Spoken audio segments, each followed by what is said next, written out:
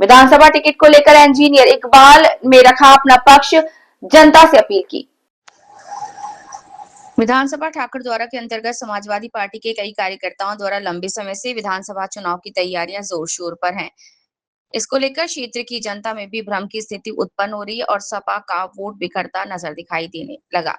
इसको देखते हुए इंजीनियर इकबाल द्वारा अपने आवास पर एक प्रेस कॉन्फ्रेंस बुलाकर स्पष्ट किया कि पार्टी के कार्यकर्ता होने के नाते कोई भी टिकट की दावेदारी कर सकता है और हम भी दावेदार और विधानसभा चुनाव की पूरी तैयारी कर रहे हैं, पर टिकट का अंतिम निर्णय केवल समाजवादी पार्टी के राष्ट्रीय अध्यक्ष अखिलेश यादव का होगा। वे किस पार्टी के कार्यकर्ता पर अपना विश्वास जताते हैं और किसको विधानसभा में पहुंचाने का निर्णय लेते हैं।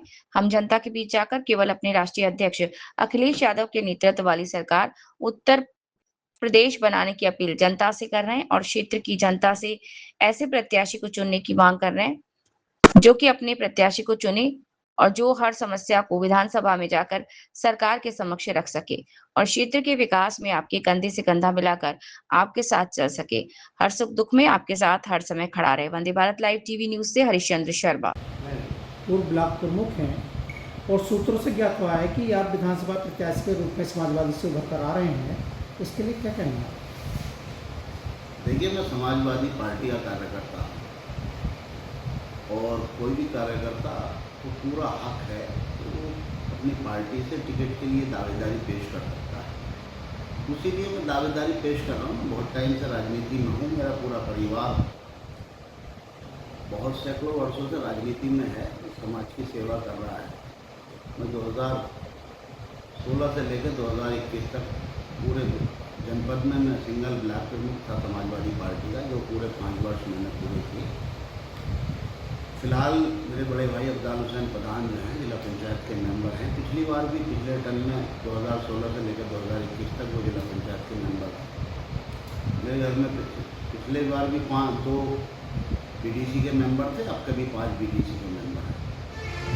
समाजवादी पार्टी का समर्पित कार्यकर्ता होने के नाते मुझे पूरा हक है कि मैं समाजवादी पार्टी से विधानसभा के लिए दावेदारी पेश करूँ।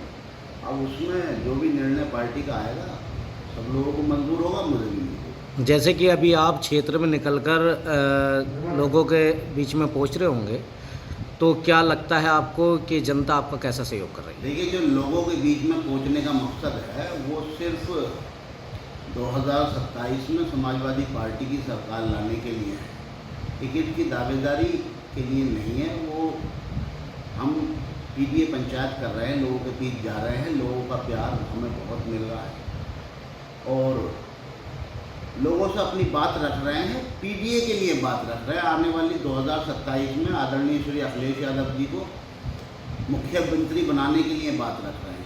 कोई अपनी दावेदारी लोगों के बीच में जाकर पेश नहीं कर रहे हैं, पार्टी के लिए काम कर रहे हैं, पीडीए के लिए काम कर रहे हैं। जनता आपको चुनती है तो आप जनता के लिए क्या कर पाएंगे? देखिए, जनता मुझे चुनती है, सबसे पहले तो राष्ट्रीय अध्यक्ष आदरणीय श्री अखिलेश यादव जी अगर मुझ पर भरोसा जताते हैं और सिंबल लेकर मुझे विधानसभा ठाकुर द्वारा भेजते हैं और जनता मुझे उसके लिए चुनती है विधानसभा के लिए, तो विधानसभा में वो होगा जो पिछले 35-40 सालों में नहीं हुआ। एक चीज़ विधानसभा ठाकुर द्वारा की एक खासियत रही है, विधानसभा ठाकुर द्वारा का पिछले 35-40 सालों में, चाहे वो बीजेपी के विधायक के रूप में रहे हों या बीएसपी के विधायक के रूप में रहे हों या समाजवादी के विधायक के रूप में रहे, एक चीज़ से जनता महरूम है ठाकुर द्वारा की। कभी किसी विधायक ने विधानसभा में सदन में कभी कोई ऐसा मुद्दा नहीं उठाया जिससे जनता को ऐसा लगे कि हाँ साहब, हमारा रहनुमा, हमारा नुमाइंदा विधानसभा में हमारे लिए इतनी बड़ी पुरजोर कोशिश कर रहा है। आज तक आपने देखा होगा कोई भी विधायक आपकी विधानसभा का, मेरी विधानसभा का, ठाकुर द्वारा विधानसभा का कोई ऐसा नहीं बना जो विधानसभा में आवाज़ उठाते हुए दिखाई दिया। सबसे पहले तो मैं यही कहना चाहूँगा, अगर मुझे विधानसभा भेजने का लोगों ने काम किया, समाजवादी पार्टी ने काम किया, तो एक पहला नुमाइंदा होगा जो विधानसभा में ठाकुर द्वारा की तरफ से आवाज़ उठाता हुआ दिखाई देगा। दूसरी बात, जो क्षेत्र में एक कमी है, खास शिक्षा की स्तर से देख लीजिए या चिकित्सा के स्तर से देख लीजिए, रोजगार के स्तर से देख लीजिए, इसके लिए ये तीन जो है बुनियादी चीज़ें हैं पुरजोर कोशिश की जाएगी और हर हाल में उसमें सुधार करने की कोशिश की जाएगी। जैसे कि आप अपनी दावेदारी पेश कर रहे हैं और उधर ठाकुर द्वारा से नवाब जान खां अपनी दावेदारी पेश कर रहे हैं, इस विषय में क्या कहना चाहिए? ठीक है, वो वर्तमान में विधायक है, पिछले 12 साल से वो वर्तमान में पिछले 12 साल से वो विधायक हैं। वो भी समाजवादी पार्टी का कार्यकर्ता है, हम भी समाजवादी पार्टी का कार्यकर्ता है। वो दावेदारी पेश कर रहा है, अच्छी बात है, हम भी दावेदारी पेश कर रहे हैं। लेकिन इसका जो अंतिम निर्णय होगा वो अखिलेश जी का ही होगा। उसमें जो वो आदेश करेंगे वो हमें भी मान्य होगा, उन्हें भी मान्य होगा। और वो माने नहीं माने वो हमें पता नहीं। बाकी यह है कि हम समाजवादी पार्टी का कार्यकर्ता है, हम हमेशा से ही समाजवादी पार्टी में ही रहे हैं और इंशाल्लाह आगे भी समाजवादी पार्टी में ही रहेंगे। जो भी आदेश ऊपर से होगा वो सबके लिए सर्वोपरि होगा। हमारे चैनल के माध्यम से क्षेत्रवासी व जनता को क्या जागरूकता कराना चाहेंगे? आपके चैनल के माध्यम से इतना ही कहना चाहूँगा कि क्षेत्र के विकास के लिए आप लोग अपना नुमाइंदा चुनें, क्षेत्र के एकता के लिए, भाईचारे के लिए अपना नुमाइंदा चुनें। क्षेत्र की जो समस्याएं हैं उन्हें ऐसा नुमाइंदा चुनें जो वो विधानसभा में जाकर उसे रख सके। अगर जो आदमी बोल नहीं सकता तो उसके ऐसे व्यक्ति के लिए आप अपना टाइम खराब ना करें। सरकार 2027 में समाजवादी पार्टी की सरकार बन रही है। अगर किसी ऐसे व्यक्ति को आपने चुना, चाहे वो किसी भी पार्टी से हो, जो सदन में अपनी बात नहीं रख सकता हो, तो ऐसे व्यक्ति को ना चुने और ऐसे व्यक्ति को ही चुने जो जनता के बीच रहे और जनता के लिए काम करे और आगे सदन में अपनी बात रखकर जनता के लिए कुछ कर सके, कुछ करने की चेष्टा हो, उसके मन में कुछ ये बात हो कि हाँ मैं क्षेत्र के लिए कुछ करूँगा। देखिए ऐसा है, वो चुनावी दौर होता ही ऐसा है कि वादे करते हैं लोग, लेकिन मेरा और मेरे परिवार का आप पिछला जो इतिहास है वो आप टटोल कर देख लीजिए।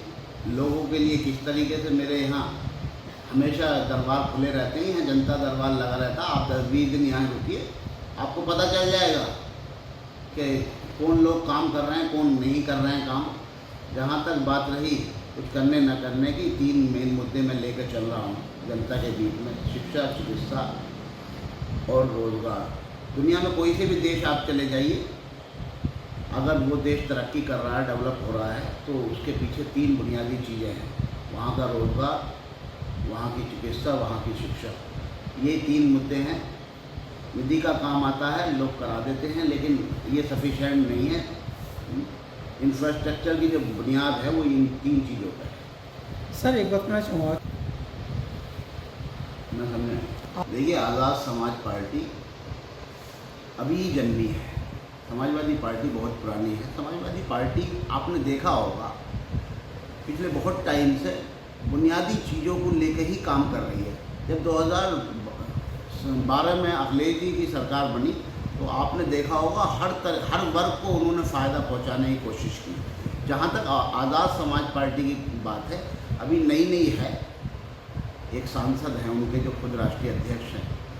समाजवादी पार्टी का हिंदुस्तान में 3रे नंबर की पार्टी है।